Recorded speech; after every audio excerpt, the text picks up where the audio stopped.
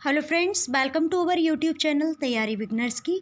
इस वीडियो के माध्यम से आपको हिंदी भाषा के बहुत ही महत्वपूर्ण प्रश्नोत्तर देखने को मिलेंगे जो बार बार प्रतियोगी परीक्षाओं में पूछे जाते हैं। आपके UP TET, S TET, M TET सभी के लिए ये रिलेवेंट ऑडियो वीडियो रहेगा। पूरा वीडियो देखिए एंड तक और चैनल को सब्सक्राइब भी कर लीजिएगा। पहला क्वेश्चन है, निम्न में से प्रारब्ध का विलोम शब्द है। तो ए ऑप्शन है आपका अनारब्ध, बी ऑप्शन है आरब्ध, सी ऑप्शन है अपौरस, डी ऑप्शन है उपलब्ध। तो सबसे पहले हमें विलोम शब्द जानने के लिए प्रारब्ध का मतलब पता होना चाहिए। तो प्रारब्ध का मतलब होता है भाग्य या तकदीर। क्या होता है? भाग्य या तकदीर। तो इसका विलोम शब्द हो जाएगा अनारब्ध। अनारब्ध का मतलब होता है दुर्भाग्य। ओके, अगला प्रश्न है, कौन सा शब्द ला प्रत्यय से युक्त नहीं है? तो ए ऑप्शन है श्यामल, बी ऑप्शन है कुशल, सी ऑप्शन है रोमल, डी ऑप्शन है आंचल। ऐसा क्वेश्चन देख के ऐसा लगता है कि सारे ही ऑप्शन सही हैं क्योंकि ला प्रत्यय पूछा गया है, सभी में ला का प्रयोग हुआ है। पर इसमें क्या है कि जो कॉमन आंसर देते हैं वो इंटेलिजेंट होते हैं और जो बिल्कुल यूनिक आंसर देते हैं वो मोस्ट इंटेलिजेंट होते हैं। तो थोड़ा सा दिमाग लगाया तो आपको बता देना है कि ऑप्शन डी बिल्कुल करेक्ट है। तो ऑप्शन डी करेक्ट तो है, पर क्यों करेक्ट है ये बात आपको पता होनी चाहिए। आंचल शब्द में प्रत्यय नहीं बल्कि उपसर्ग जो होता है ये उपसर्ग लगा हुआ है। ठीक है, क्या है? उपसर्ग। तो उपसर्ग क्या है? आंचल।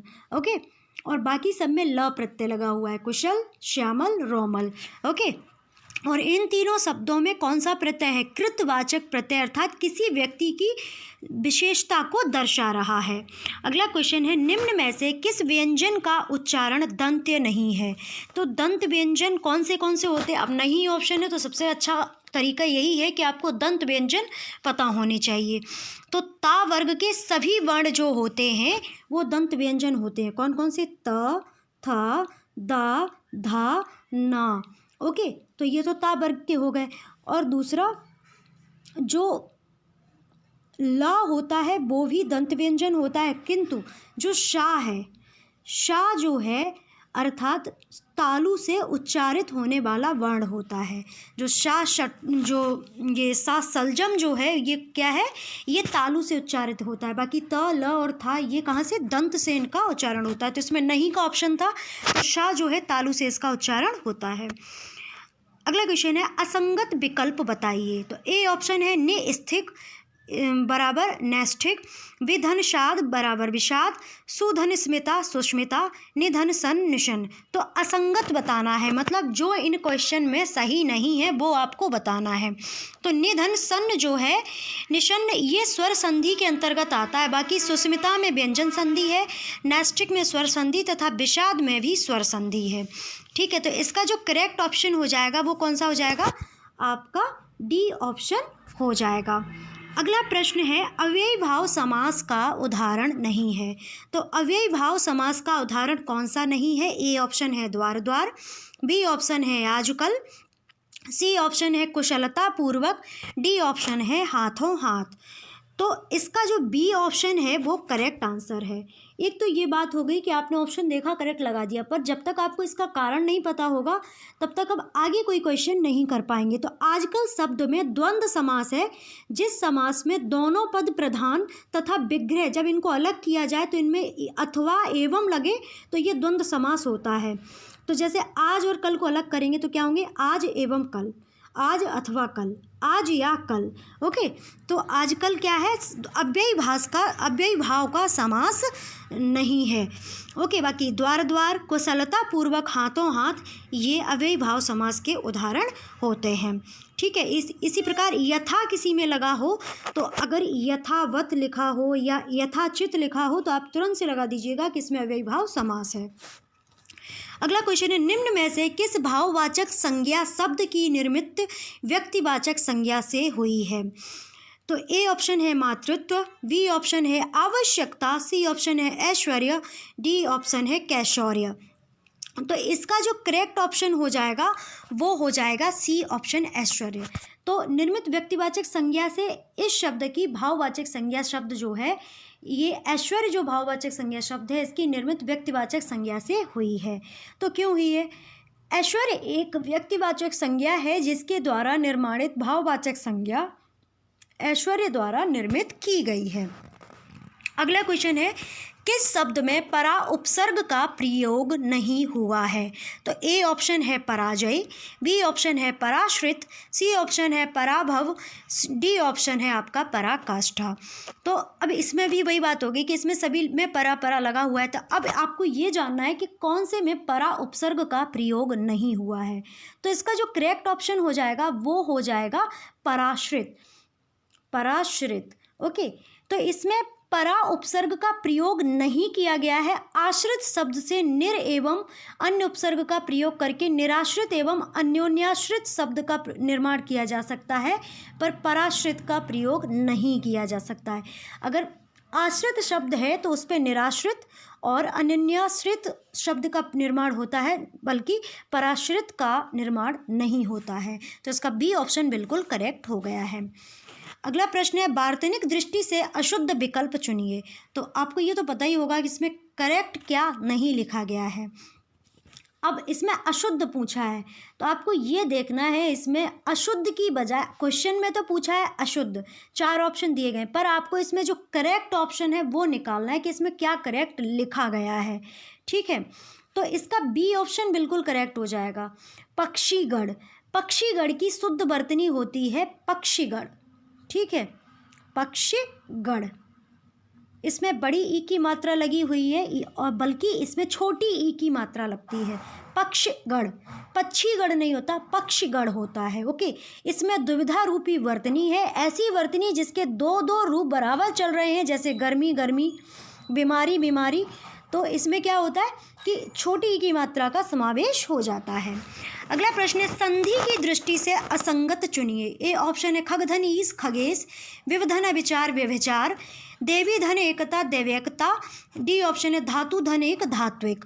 तो इसका जो करेक्ट ऑप्शन हो जाएगा वो हो जाएगा विधन अविचार विविचार। ओके, तो इसमें संधि कौन सी है? तो इसमें यण संधि है, क्योंकि ई धन अ बराबर या हो जाता है, इसलिए इसको व्यभिचार बनाया गया है। अब खगेश में कौन सी संधि है? तो खगेश में गुण संधि है।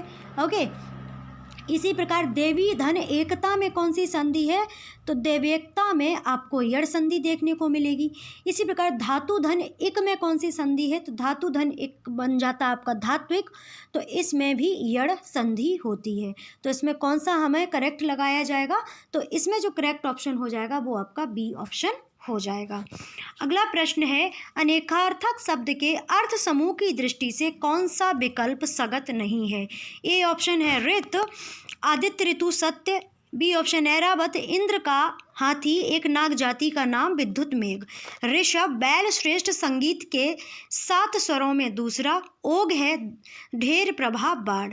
तो इसमें कौन सा विकल्प जो है करेक्ट नहीं है?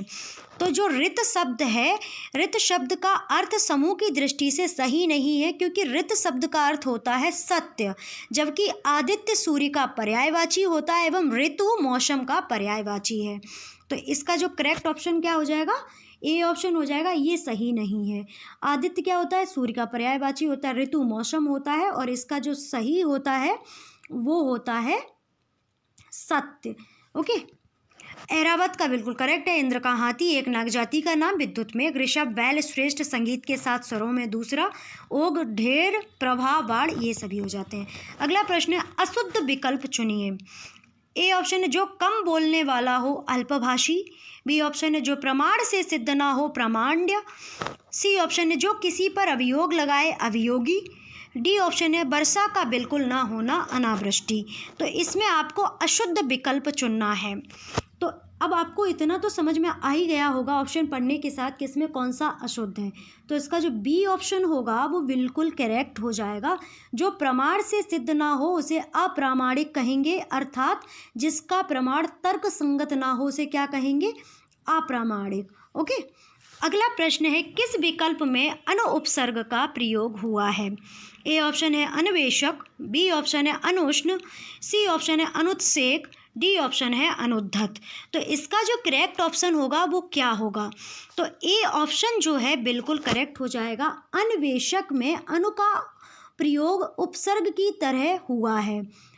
किस तरह? अनु धन ऐशक, तब बना है आपका अनुवेशक।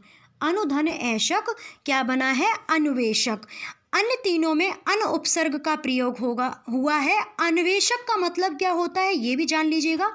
अन्वेषक का मतलब होता है खोजकर्ता। क्या मतलब होता है? खोजकर्ता। ओके, अगला प्रश्न है, निम्न में से अतिथि शब्द का सही विलोम शब्द बताइए। ए ऑप्शन है आतिथ्य, बी ऑप्शन है अनातिथि, सी ऑप्शन है आतिथ्य, डी ऑप्शन है सातिथि। तो इसका जो करेक्ट ऑप्शन होगा, अतिथि शब्द का विलोम शब्द होता है आतिथ्य, आतिथ्य। तो इसका जो सी ऑप्शन है बिल्कुल करेक्ट हो जाएगा। अतिथि शब्द का विलोम शब्द होता है आतिथ्य। अतिथि का अर्थ होता है जिसके आने की तिथि ना पता हो, दिनांक ना पता हो, तारीख ना पता हो। और आतिथ्य का मतलब होता है जिनकी आने की तिथि को पता हो। ठीक है, जैसे आपकी बुआ, फूफी, मौसी आने वाली हो और आपको पता हो कि वो इस तारीख को आएंगी, तो वो आतिथ्य हो गई। और वो एकदम सरप्राइजिंग मोमेंट में आ जाती हैं तो वो अतिथि हो गई। ओके, अगला प्रश्न है, निम्न में से भाववाचक शब्द छांटिए। ए ऑप्शन है युवक, सी ऑप्शन है बी ऑप्शन है चिकित्सक, सी ऑप्शन है किसानी, डी ऑप्शन है ज्ञानी। तो इसमें अगर आप थोड़ा सा भी दिमाग रखते हैं, संज्ञा वगैरह थोड़ा ज्ञान रखा है आपने, तो तुरंत से आप लगा देंगे। जो किसान होता है उसकी किसानी क्या होती है? किसान जातिवाचक संज्ञा तथा कर्म के आधार पर भाववाचक संज्ञा किसानी का निर्माण किया गया है। अगर यहाँ किसान होता तो क्या होता? जातिवाचक संज्ञा होती। ठीक है, पर कर्म के आधार पर किसानी को क्या कहेंगे? भाववाचक संज्ञा कहेंगे। ठीक है, अगला प्रश्न, निम्न शब्द युग्मों में गलत अर्थ वाले विकल्प का चयन कीजिए। ए ऑप्शन है अविरोध अवरोध, विरोध रहित रुकावट, बी ऑप्शन है अगध अगध रोगी बिलपुत्र। तो इसका जो करेक्ट आंसर हो जाएगा वो हो जाएगा आपका बी ऑप्शन, अगध अगध, अगध और अंगद। ठीक है, तो इसका जो करेक्ट ऑप्शन होता है, अगध का अर्थ होता है निरोग एवं न बोलने वाला तथा अंगद का अर्थ होता है बालीपुत्र। अगर आपने रामायण देखी है लॉकडाउन में तो आप समझ गए होंगे कौन से अंगद की बात हो रही है। ठीक है, तो ये याद रखिएगा, जब रामायण हुई थी तो उसमें गाना आया था, आपको याद आ जाएगा कौन थे अंगद, जिन्होंने ये कहा था खड़गे बीच सभा में अरे क्या था, चलो मुझे याद नहीं आ रहा। गड़गो खम्भ हमारो अंगद बीच सभा में ठाड़ा, ऐसा कुछ एक उसमें गाना आता है जब रामायण चल रही होती है। जब वो रावण के दरबार में जाते हैं अंगद, तब वो अपने पैर जमा देते हैं सभा में कि इस पैर को उखाड़ लीजिए राम जी से, जब बाद में आप युद्ध करेंगे। तो ऐसे घड़ गयो खम्भ हमारो बीच सभा में अंगद ठारो, ऐसे करके। ठीक है, चलो उसको अंगद के बारे में याद दिलाना था आपको। आशा करते हैं आपको याद आ गया होगा। ठीक है, तो आज का वीडियो आपको कैसा लगा है ज़रूर बता दीजिएगा। लाइक कमेंट शेयर करना मत भूलिएगा और चैनल को सब्सक्राइब जरूर कर लीजिएगा वीडियो अगर अच्छा लगा है। ऐसे ही नए नए वीडियोस पर डे आपको देखने को मिलते रहेंगे जो आपकी प्रतियोगी परीक्षाओं के लिए बहुत ही लाभकारी होंगे। ओके, तो आप सभी का बहुत बहुत धन्यवाद वीडियो वॉच करने के लिए।